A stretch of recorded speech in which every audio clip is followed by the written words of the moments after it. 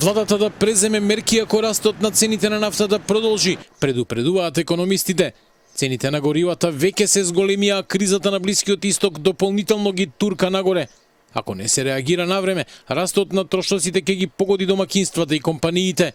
Професорот по економија Борче Треновски не очекува драстично зголемување на цените на нафтата.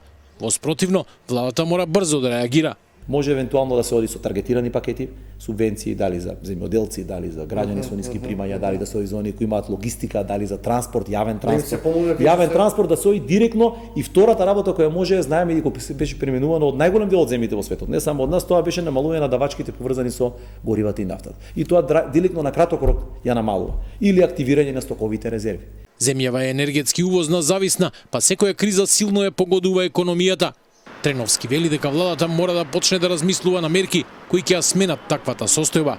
Зборуваме за оваа диверзификација на нашите канали на снабдување со енергенси. Мора да зборуваме за онаа поефикасни енергии, обновливи извори на енергија. Гледате, зборуваме за Чебрен, Галиште, зборуваме за соларни панели веќе инсталиран, најголем дел од нашите компании ги намалија електричната, значи ние имаме и некоја претходна подготовка. Меѓутоа, во таа насока мора да се развива и диверзификација, регионално набавување, сигурни канали на снабдување, известни политики, дури јас мислам убаво го отворивте прашањето во овој период, треба да се размислува превентивно, односно и како во иднина бизнисите да знаат кои се тие известни канали на кои би реагирале за да се смири и таа паника ако се јави некој зголемување.